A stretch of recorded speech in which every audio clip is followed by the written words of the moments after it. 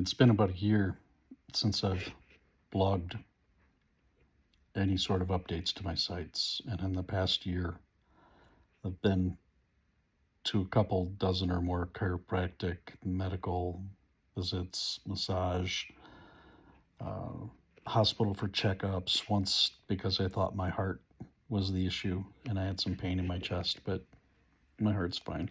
So, no big whoop to do there. I've also started seeking help from Vitality Healthcare.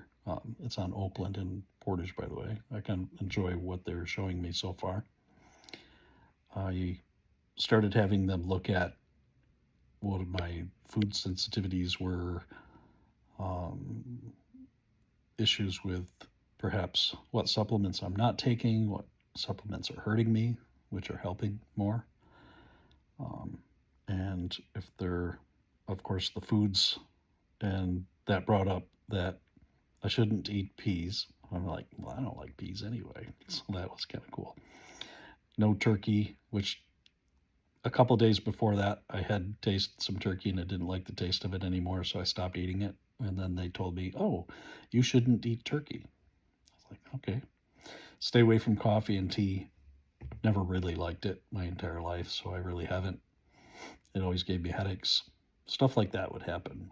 So they're showing me some things, plus a couple different techniques. There's a sound wave type of called Pro Wave that they're using on my lower back. It's making subtle differences and changes, but what I'm chasing is less inflammation, and hopefully that adds to a greater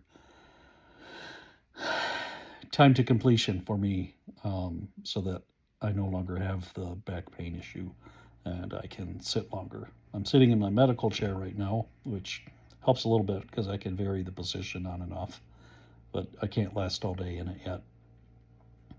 And I'm changing my diet. I went back to more of a carnivore type diet.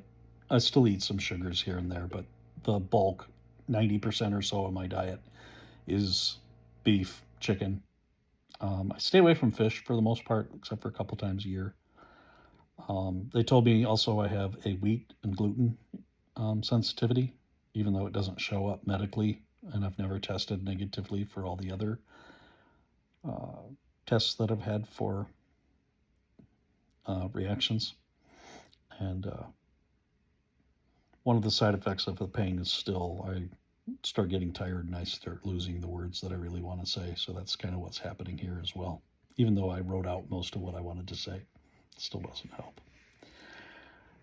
So the culmination of all the different supplements I've started taking over the last year, and I've been adjusting and looking at what helps, what doesn't help, asking the pharmacist what combinations are good or bad, realizing that I can't take this med with this med, and so on and so forth. I've reached an average of over 6 hours of sleep per night, which is pretty nice, and my HRV has finally started spiking upwards of 50 and 60 during the middle of the night, but only for a couple minutes during my sleep.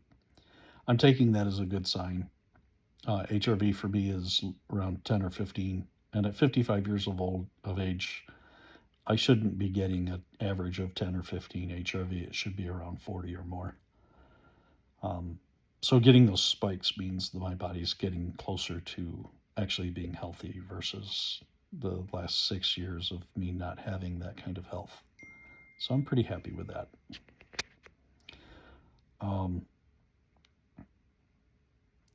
Concentrating on what helps me in life.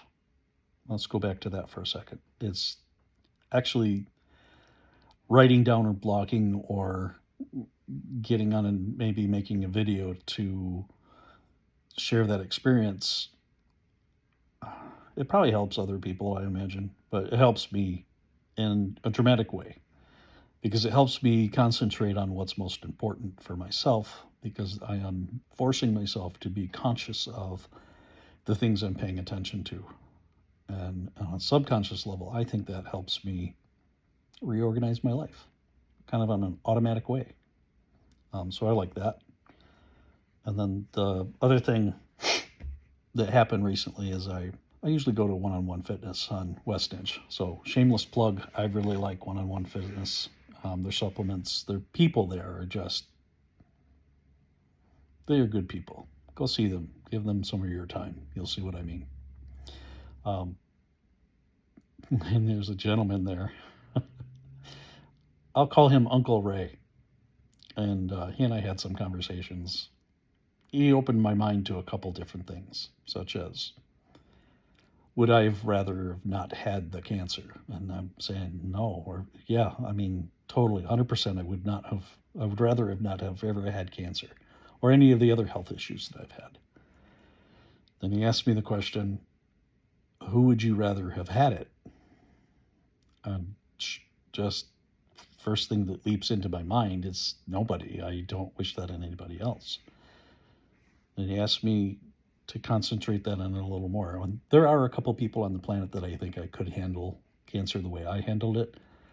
But ultimately, he pointed out, and I agreed with him, the only other person on the planet I really would have wished to have had what I had and gone through what I did was myself.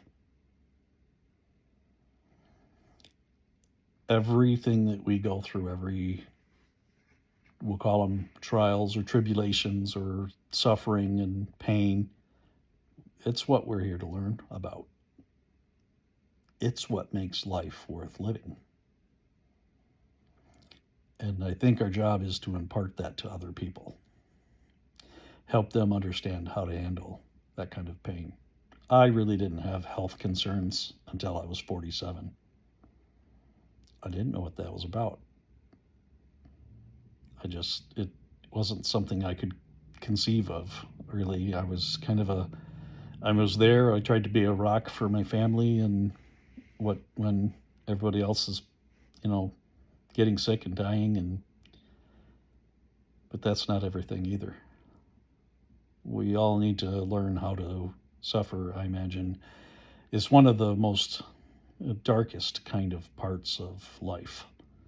But if you ignore how to suffer, it gets bad fast when something happens. And I think, personally, I'm glad I learned what I did over the last 7 years. And I'm able to, actually 8 years now, since my health issues really started. I handle life a lot easier because of it. So, in closing, I'll get back to things that actually help me mentally. Blogging, just making sure that I pay attention to writing down at least what's happening to myself. Maybe making short videos. Stay safe, everyone.